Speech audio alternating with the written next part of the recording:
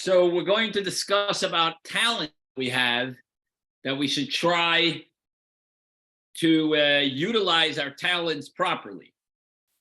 So, you know, there's different types of people. There's a astronomer. There's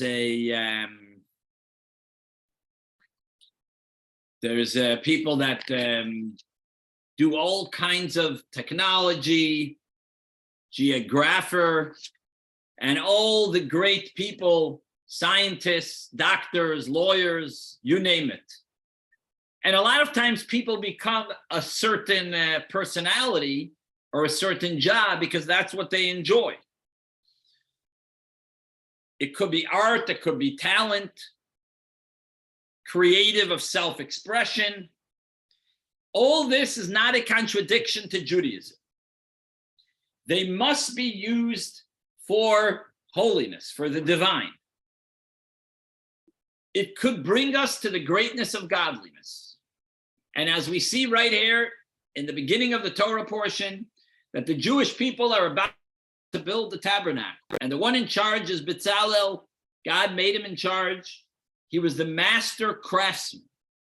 What a genius to come up with all these ideas. Of course, Hashem is the one that created the ideas, but he had to beautify and make it look presentable. So it says, see, God has called by name. Why do we have to add this extra verse that you see here in verse number 30? Why did Hashem have to add that? Why does the Torah add that?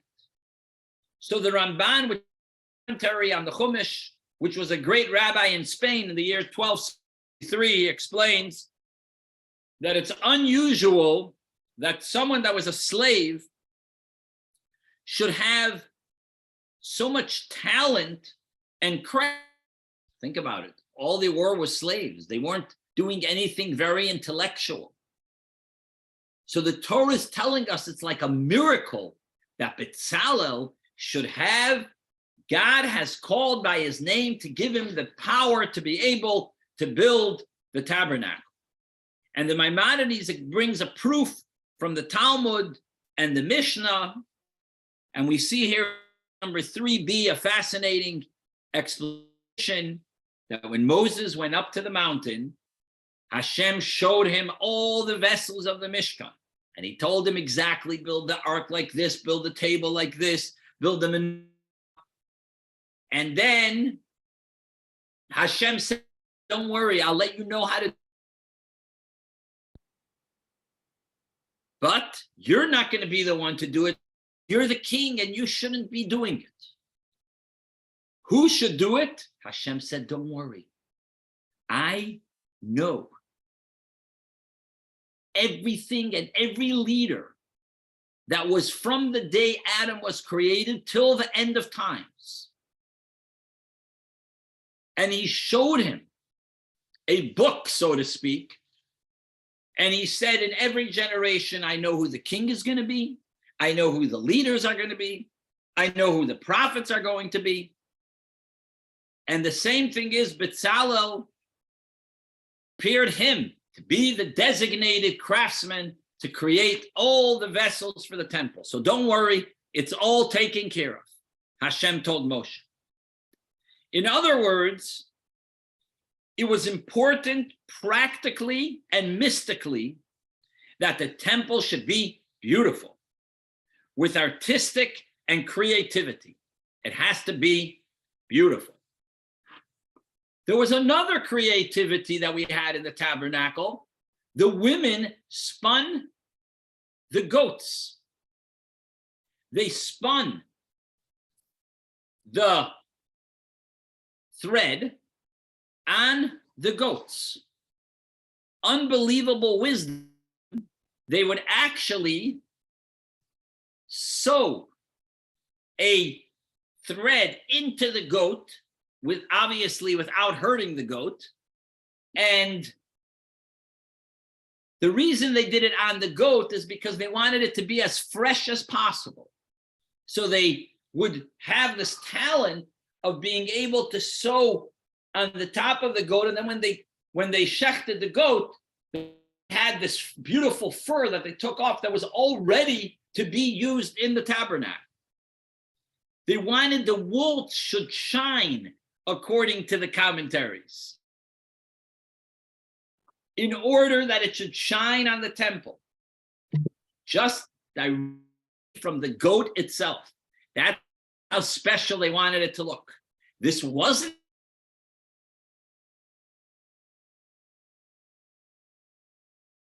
it was their own personal idea. You know, Hashem only says that you have to give charity, but he doesn't say in the Torah that you have to give it with a smile. That's already a personal thing. So if you see a poor person that needs money for food, or someone asks you, could you give me a loan? You don't just do it by force, but you do it with a smile. That's a bonus that could be done when you give the loan. Don't make them feel bad. Encourage them. That's a beauty that you could do to the mitzvah. And the same thing is with every mitzvah. You can have a pair of tefillin, or you can have a nice pair of tefillin, as we're soon going to learn. Now, it was actually a type of sacrifice. As you see, the animal was actually a sort of a sacrifice. But this was, again, their own idea. But what I want to discuss today is creativity, self-expression, utilizing your talents. It's not incompatible with Judaism. It's not discouraged. It's every other this world. If you use it for serving Hashem, then it's great. And if it's not for the service, you know, the world was created as follows. Either you're on God's side or you're on the other side. Either you're on Hashem's side or you're on the other side. So murder, non-kosher are for sure bad, and it's not on the side.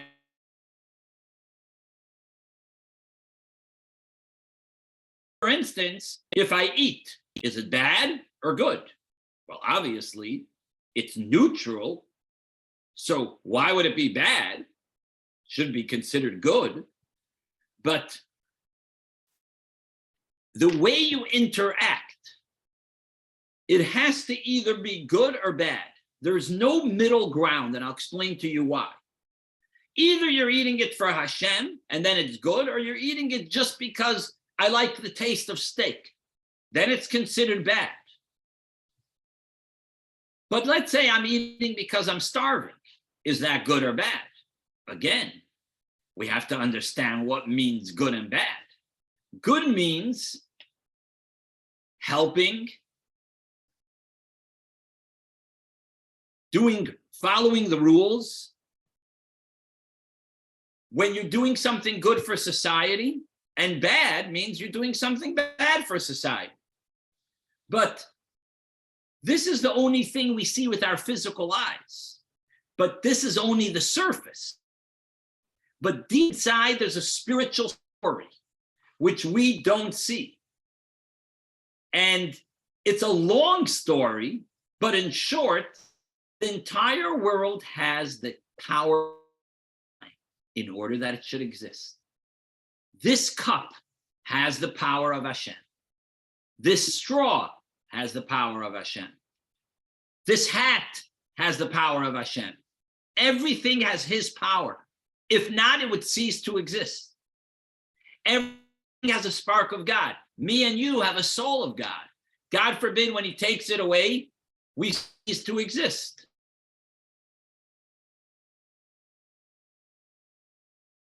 As the Kabbalah and the Hasidus explains, that everything has a godly spark.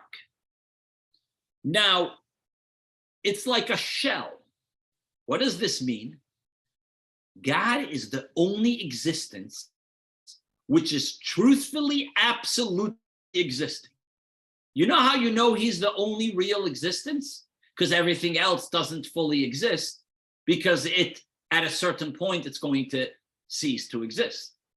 The world around you, the mountains, the There's many things that at a certain point, they won't exist, especially humans and animals, plants. Everything has a certain amount of life. Now, so the true existence is Hashem. He cannot be affected. He's not affected by anything. Nothing in this world, if anyone else tells you another story, that's considered a bad actor.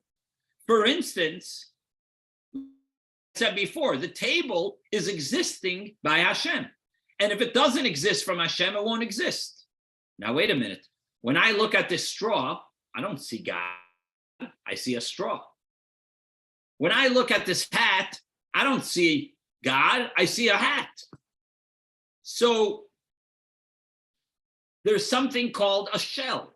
The shell is what covers on the truth, which is this physical thing.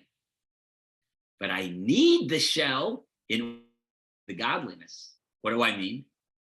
If this would be godliness, it wouldn't be physical. Hashem wants a physical world. He wants this world physical, so you should be able to work hard and uncover the truth of everything. Now, which brings to a conclusion that whatever is not holy is automatically bad. So it's either holy or it's not. Rabbi Mann? Yes. So I was thinking about what you were saying, and I had this thought before, but in the way that you were saying things, I just want to present, like, I don't mean any disrespect, but just a different theory. Because the way I can see it is when Hashem did not intervene and we built something, we built the Tower of Babel, which was horrible, and the golden calf, which is horrible, and he got pretty angry at those things. So I think in a way he said, you know what, I'm going to not let you guys do it. Here's how you're going to build the Mishkan. Because I can't leave it to yourself. That'll be, you guys will get it wrong, and who knows what you'll do. And I see what happened when I left you alone. Moses goes up on the mountain, you guys build a calf. So here's the rules, here's the way you should build it. Order. And I think also the same thing with food, because you were saying he said, I'm not going to let you guys eat anything. Here's what you should eat, here's what you shouldn't eat. Right.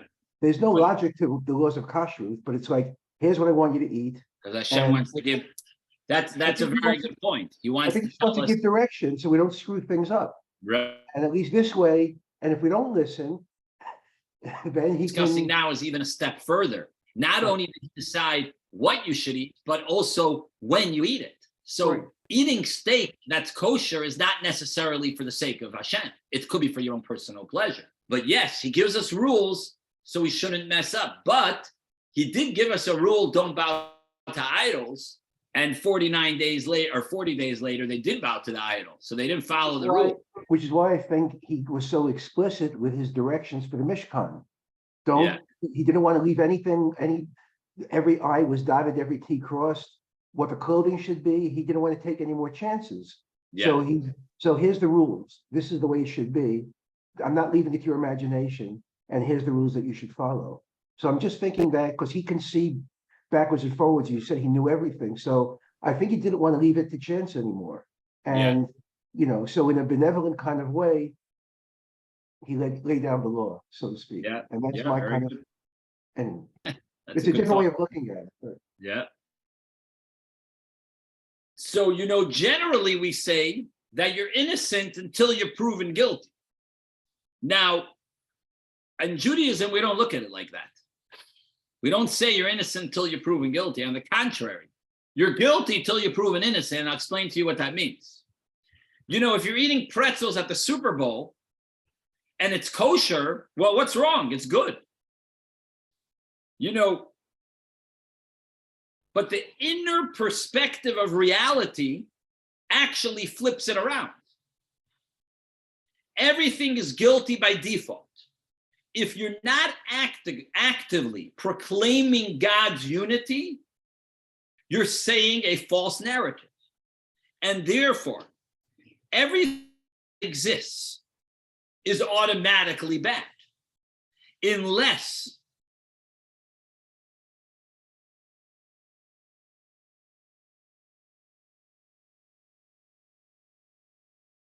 purpose. As the Alter Rebbe says here in text number 8a, quoted from the Tanya, that the Alter Rebbe brings a radical case. He says, everything's bad. Imagine, extreme. Everything under the sun is bad. If you utilize it for good, then it becomes good. So this cup of tea is bad. Now that I'm eating it and studying Torah, now it became holy. I won't tell you about the chocolate eating. Now, are those holy?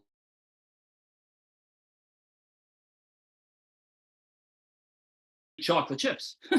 So, I mean, you have to try to take every physical thing and utilize it for holiness. Now, the problem is that most of our behaviors, our interactions a whole day don't seem godly. Seems to be hopeless. Everything you see is not holy and not godly. So it seems to be bad. How do you expect us to live? I can't sit a whole day in shul and daven and pray and wear a talis. What's with eating, drinking, sleeping, living a good life? Well, there's neutral space. The truth is there's good and bad. Good is connected with holiness. Bad is not connected with holiness. But then there are things that are naturally bad and are against Hashem's will. Murder, stealing, driving on Shabbos, all this is considered bad. But most things are nature. If it's against Hashem's will, I can't use it for Hashem.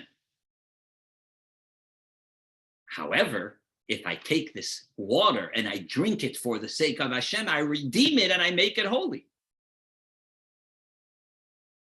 You know, eating and sleeping, playing basketball could become good.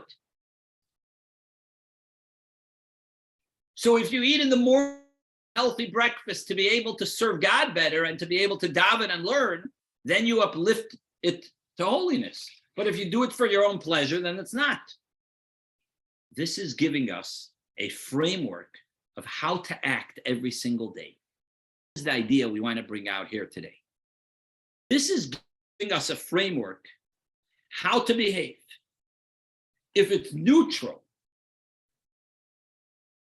and you're utilizing it for the sake of Hashem, for purpose, then it's good. But if you're utilizing it for just fun and for your own interest and not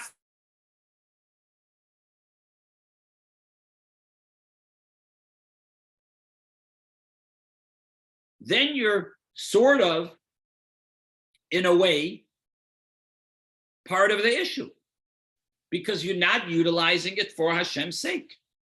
Because you're saying that the world is about me and not about Hashem. I want to gain pleasure. I want to eat. I want to sleep. I want to have fun. But if I say I want to have fun, so I should have more strength to serve Hashem and be in a better mood and not be depressed and not have anxiety and have more connection with Hashem, then you're actually utilizing it for His sake. For instance, when you're eating pretzels and you're watching the Super Bowl or football, if it's kosher, it's for sure allowed, and I can uplift it to holiness if I need it for the strength to serve Hashem. If not, I'm left just with a raw shell. Imagine I have an orange and I just eat the shell. I don't eat the inside. That's what this issue is. This holy spark inside has the ability to uplift it to holiness. You know, klipa, which is the shell, utilized for two ways. If I use it for Hashem, it's positive, and then it becomes holy. If I use it for negativity, then it's bad.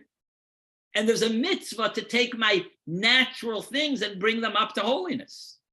And the Rebbe adds and explains even more powerful. Not only to refrain, you should not refrain from things that are permitted. The Rebbe takes it and shifts it to the positive direction.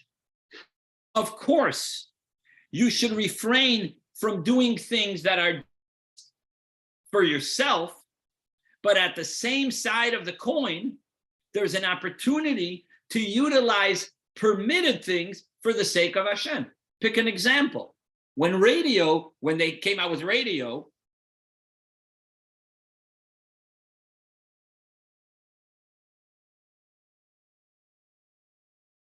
every Saturday night, there was a rabbi that gave a class of Tanya on the radio. So people used to complain, wait a minute, the radio is not such an appropriate, tool, and it's utilized for inappropriate things. How can you give a Tanya class on the radio? So the Rebbe said, on the contrary, why do you think God made the radio? So we should be able to give a Tanya class. Why do you think he made Zoom and websites and social media? So we should be able to spread Judaism in the most powerful way possible. So that's what the Rebbe is saying. Not only things that are permitted could be utilized for holiness, but you should utilize it for holiness. Every single thing in this world, taking a jog in the morning, could become holy. Everything has an opportunity to be utilized for holiness. When you start splitting between good and bad, and you see there's no middle ground, you could utilize your normal routine for holiness. You run, you eat, you watch the news. Everything could be for a holy purpose.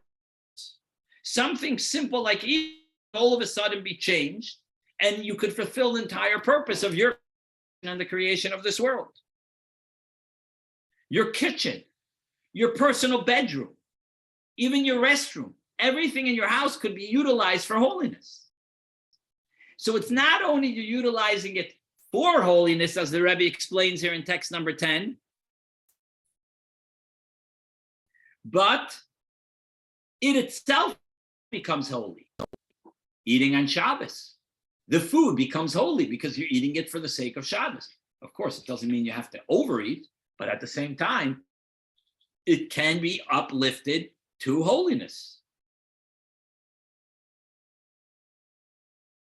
Last with being creative, self-expression, is all your talents compatible with Judaism?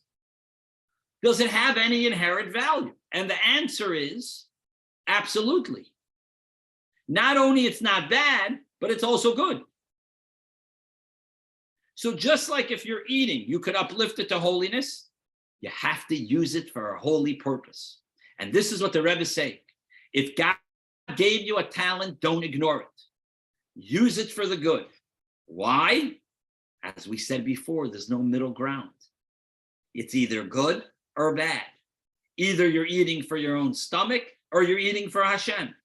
And the same talents. If you have a talent, you love science, you love art, you love music, whatever it is, utilize it for holiness. It's a pity not to. It's like a waste of a talent that you were given. And therefore, you should use it and utilize it for. The talent is neutral. You have an opportunity to utilize it for whether it's music, painting, pop, be creative how to use it for holiness. Why does Hashem give it to you then? If not, to try a way to utilize it for the purpose. We have a fascinating text over here. When you speak about creativity and art, there's many ways to use it. You could use it by Judaism, maybe through beautifying a synagogue. Make your home beautiful so you attract more people to come and have more guests in your house. He says here in text 12a, a very interesting idea. When you have to build a sukkah, make it beautiful. When you have to shake the lulav, make it beautiful. When you have to blow the shofar, get a beautiful shofar. You need to buy a talis, buy a nice one. You need to buy a Sefer Torah, make it beautiful. All this, you know why? The Maimonides explains. You could buy a pair of tefillin for $400. No. Spend $1,000 and get a beautiful pair of tefillin. That actually breaks your Yetzer Hara, that you just spend money now that you maybe wanted to do for something else and you made a mitzvah beautiful. Another easy way to channel it in a way, for instance, for art, it says that when you look at art, it's relaxing. So it could relax you to be able to engage you into holy, as he says here in text number 13, quoted from the Gemara. It says that the rabbi take a break from the studying and look at art, because the art was a relaxation for, especially for people that understand about the art. You could be creative to utilize your talents, to promote Judaism and the values. It's not only about making a beautiful painting, but it's about utilizing it for holiness, for uplifting it to a holy purpose. There's a fascinating letter that the Rebbe wrote to an artist and to explain him how to utilize his art for the holy purpose. And this is what we're bringing out. The women had a talent to sew on the goats. They did it. Bitzalel had a talent. He utilized it. So the point the Rebbe is bringing out is, it could be you have a talent that you like to inspire people. It could be you have a talent in art. It could be you have a talent in cooking. So cook well, so invite some guests for Shabbos to enjoy your cooking. Whatever your talent is, utilize it. Utilize it for the sake of Hashem. You enjoy music. Before Shabbos, maybe play some music that's going to relax you to get ready for the holy day of Shabbos. Make a musical concert that's going to inspire people before the holidays. Take your talent and utilize it for a holy purpose. And guess what? You will see that you have talents that you maybe didn't even realize you had. And uncover those, when you uncover those talents, you will realize how beautiful and how great you feel that you're actually realizing something you even didn't know about yourself for a great and holy purpose.